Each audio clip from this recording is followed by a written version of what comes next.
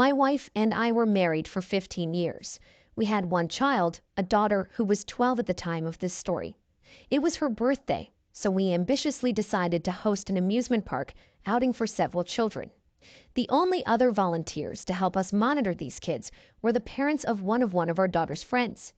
They were married for a long time too, although I'm not sure how long. My wife used to party in her college days. By the time I met her, she was already divorced from a short marriage. When we met, she fell head over heels for me and said she knew I was the one she was waiting for. It was easy for her to commit herself to me, and after 3 years of marriage, we conceived. She was a stay-at-home mom, working a little from home, but mostly focusing on our daughter. She brought her to the gardening club she got involved with, where they both made friends around the area. My wife also went to the grocery store and the library, but that's not too much of a surprise. What was surprising was how long she'd spend there. Since around the time our daughter turned 11, my wife started spending exceptionally long amounts of time at the store or library, even when I was home with our daughter, waiting. She didn't ask us to go with her, but we didn't really want to, either. I didn't expect her to do anything else at that time, and I didn't expect her to take so long on purpose. Still, even with this happening, we had date nights, alone time, and family nights. My wife would put down her phone to spend time with us, and even though I saw it lighting up, I always thought it was friends she made from the gardening club or other moms of kids our daughter played with. One day, my wife said she made a play date for our daughter at the park. I asked her if I could come.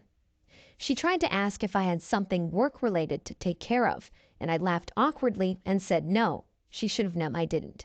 She texted a little before we left, and when we got to the park, another couple was there. They were the parents of our daughter's friend. Introductions were fine and friendly. I was under the impression that my wife met this woman somewhere and arranged the play date. This woman was under the impression that her husband met me somewhere and arranged the play date with our kids. These impressions were wrong, but we wouldn't find out until much later. My wife seemed to speak more directly to AP, not the woman I thought she was friends with. Then I thought I was just being obsessive, because any question in the couple's direction is for either of them to answer. But this guy seemed so eager to be the one to answer my wife. I just tried to focus on playing with the kids, distracting myself from worrying about something that amounted to nothing. My wife continued spending long amounts of time at the grocery store or library, wherever she said she was going.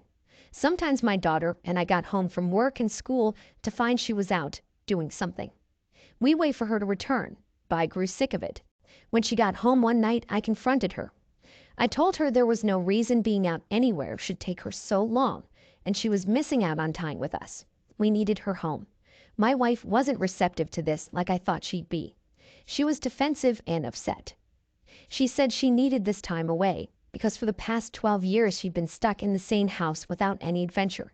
I was shocked. I named all the adventures or things we did, be it alone or with our child. My wife seemed to snap back to normal after my rant. She asked me for more date nights, but I knew we went out often enough. Any more, and our daughter might think we didn't want to live with her. At the amusement park for our daughter's birthday, we kept the group together at first, but eventually the kids wanted to go on different rides. To better appease the crowd, we split into 2 groups to wait in line at rides adjacent to each other, with AP and his wife in one line and me and my wife in another. After getting pretty close, my wife said she had to go to the bathroom. I watched her until she was far away enough to measure half the size of my pinky. She went into the family bathroom, which I thought was odd. Then I saw AP jump inside the bathroom too. I screamed and yelled, but it only made the people around me jump. I had no choice but to stand in line with the kids until they got on the ride. Then I raced over to bang on the door. My wife's voice panicked when she said it was occupied.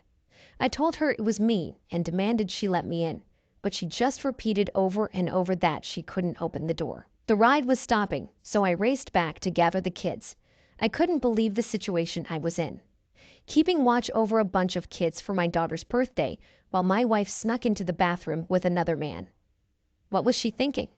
I got the kids to walk with me over to the bathrooms, but before we got close, my wife came out and AP dodged to hide behind a tree. My wife was pale as a ghost and sweating. I think she knew she was caught.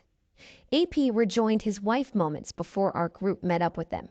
I told my wife, AP, and his wife that I just saw them go into the family bathroom together. AP's wife freaked out. She asked him if it was true, and he didn't know what to say, so she started hitting him. My wife tried to stop it for the children's sake, but that was a terrible idea because she started hitting her instead. I wanted so badly to jump in, but I knew I had to be the bigger person. I got security to help us get back to our cars. Once all the disappointed children were back to their respective homes, I ordered my wife to let me see her phone. I looked through it and found the dating app with AP's messages. Funny how neither of them mentioned being married until after they met up a few times to cheat on their spouses. I tried to use her phone to send proof to AP's wife, but she grabbed it back. I told her to pack and get out. She broke down and even handed me back her phone. She said she would do absolutely anything for a second chance to remain my wife. I told her no, but did get the chance to send AP's wife the proof, ensuring neither of us would have to give our spouses anything in the divorce. While my wife cried, our daughter came in to ask what was going on. She broke down even more and looked at me. I didn't say a word. Of course, she couldn't bring herself to tell her what she did, but she did say she messed up badly and needed to move out of the house. They were both crying, and it was hard for me to watch. I just kept assuring myself this was what I had to do, and if I didn't, our daughter would grow up to think it was okay to cheat on the man she loved. My ex did get to see our daughter frequently, and I'm glad for that, so it might be less dramatic for her, but it was still hard, and it was still all my ex's fault. She and AP got a place together, and the divorces were made final. Nearly 2 years later, my ex called me. I thought it would be about the next visit she had with our daughter, but it wasn't that. She was sobbing just like she did on the day I discovered her affair. She told me AP cheated on her, and she was very newly pregnant. I didn't know what advice to give her, but when she asked me if she could move back in, that was a big fat no. She cried and made it clear that her life would be miserable. I wished her luck. So she stayed in AP's house, even though he cheated on her whenever he wanted. He doesn't help her with the baby at all, from what she tells me, and she hates her life. She didn't know how cruel and pointless life could be until she cheated on me and lost everything she took for granted. Since the divorce, I've been healing. I started dating a girl, and we've been together for a year, but she hasn't moved in. I need to make sure she's worth marrying first, and if she isn't, I'll start over again. OP, that is quite the nightmarish situation. You had a great thing going and did your best to keep your wife happy, but she didn't think it was enough. After committing herself for so long, I wish she could have learned to value this bond the two of you formed. The life you built together and the life you two created didn't deserve to be thrown away or taken for granted. Thankfully, I think she learned that lesson, but it was too late.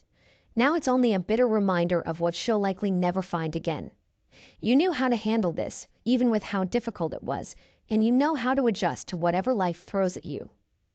Handling problems with grace and strength is something strong men are particularly good at. I wish you the best of luck in life, and thank you for sharing your story. Now let's get into our second story for today. My wife and I went to Paris for our 16th wedding anniversary. I am a lawyer, so for more than 16 years, my wife didn't have to worry about money or finances. She shopped for our groceries online. Well, more than just groceries. She could have whatever she wanted, and I'm sure that made it easier for her to sit back and enjoy our marriage for a while. Our relationship was great. She never complained. Our relationship might have only lasted as long as it did because she was afraid to have her own opinions or tell me what was on her mind. I had a basic idea of her likes and dislikes, but most of the time, whatever I said was law. I liked it that way. In Italy, we settled into our room and got ready for dinner. There was a restaurant right by the hotel. Just before we were meant to leave, one of my clients called me about something important. I told my wife to go get a table, and I'd be there in a few minutes. I regret doing that, but it still doesn't change what she did during this time. It took me over an hour to fix the issue with my client. By the time I got to the restaurant, I could see her sitting with another man at an outside table. When I approached, he respectfully greeted me and let me sit down. He said he was keeping the weirdos away until I got back. He wished us well and left. I asked her about him, and she told me she shooed him away once. But when I didn't come down, he sat down again He seemed nice and charming. That's all she said about it. I noticed her texting later that night while I was on the phone. She said it was her mom giving her updates about her dad. Before we went to bed, she suggested we go to the market in the morning, calling it a charming activity, just like she described something else. There, at the market, I answered my phone while we strolled and my wife looked at things. She was used to me taking phone calls and didn't interrupt. About 10 minutes must have passed, and I thought my wife was following closely behind me, but when I looked over, I realized it wasn't her. I looked around for her and she was gone. I yelled her name and she didn't come back. I tried calling her a few times until she finally answered. She apologized and said she had to go to the bathroom so badly that she ran back to the hotel. She said she'd be back in a few minutes, so I didn't need to walk back if I didn't want to.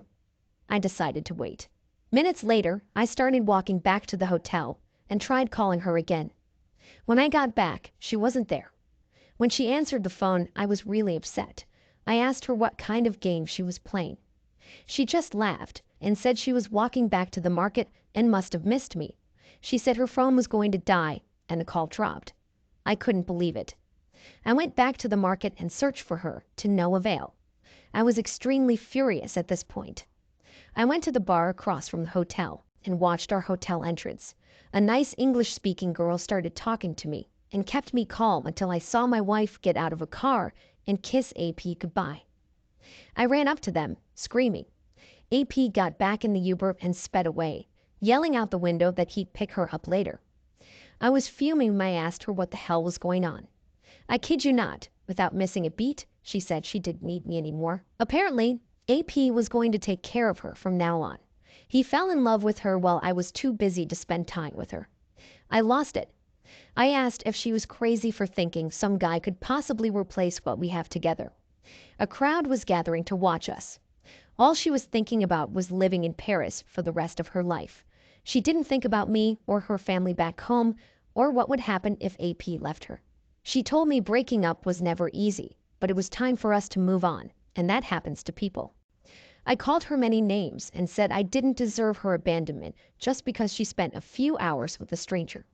She didn't care and tried to go upstairs to her hotel room to get her stuff.